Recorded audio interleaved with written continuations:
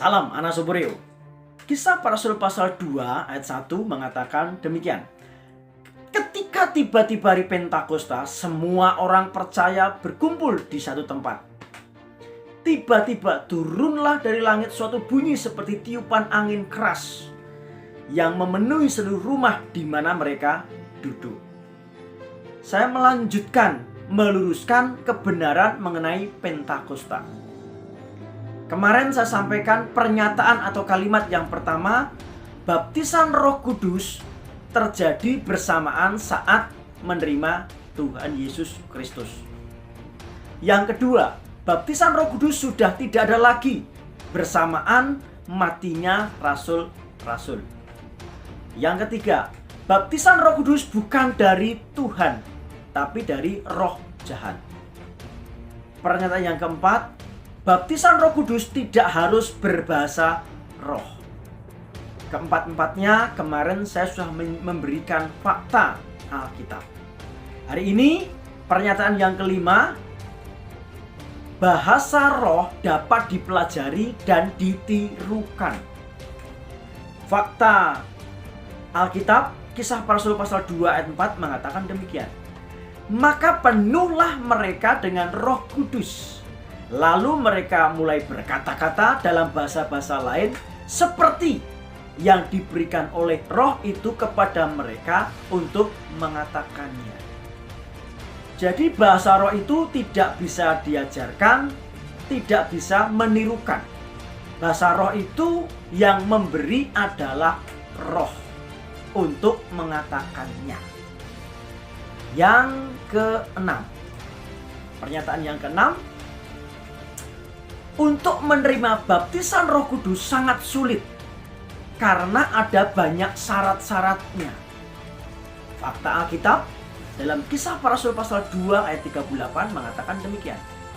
Jawab Petrus kepada mereka, bertobatlah dan hendaklah kamu masing-masing memberi dirimu dibaptis dalam nama Yesus Kristus untuk pengampunan dosamu, maka kamu akan menerima karunia Roh Kudus.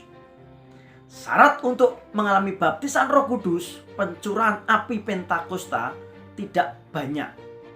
Syaratnya hanya bertobat, menerima Yesus, dan hidup sungguh-sungguh dalam firman, maka Roh Kudus memenuhi kita. Yang ketujuh, pernyataan yang ketujuh. Untuk menerima baptisan Roh Kudus hanya pada doa 10 hari memperingati pencurahan Roh Kudus. Fakta Alkitabnya, Yohanes pasal 7 ayat 7 mengatakan demikian. Dan pada hari terakhir, yaitu pada puncak perayaan itu, Yesus berdiri dan berseru, barang siapa haus, baiklah ia datang kepadaku dan minum. Jadi untuk menerima baptisan Roh Kudus tidak harus pas 10 hari memperingati pencurahan Roh Kudus seperti hari-hari ini, minggu ini. Tapi ketika kita haus dan kita rindu, kita ingin, maka datang pada Yesus, maka disitulah kita dibaptis Roh Kudus. Yang kedelapan, pernyataan yang kedelapan, bahasa roh hanya membangun diri sendiri. Jadi kesannya menunjukkan egois. Fakta Alkitabnya 1 Korintus pasal 14 ayat 4 mengatakan demikian.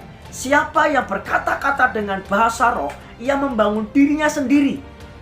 Tetapi siapa yang bernubuat, ia membangun jemaat. Memang saat kita berbahasa roh, kita membangun diri sendiri. Tapi ada tujuannya. Supaya apa? Supaya kita bisa membangun jemaat dengan bernubuat. Kita tidak bisa membangun orang lain kalau kita sendiri belum terbangun. Kita tidak bisa menguatkan orang lain sebelum kita sendiri dikuatkan. Kita tidak bisa memberi kalau kita tidak memiliki. Pesan firman Tuhan hari ini, jadikan firman Tuhan sebagai standar kebenaran, bukan yang lain. Saya mendeklarasikan saatnya memahami kebenaran Pentakosta dan masuk untuk mengalami kegerakannya.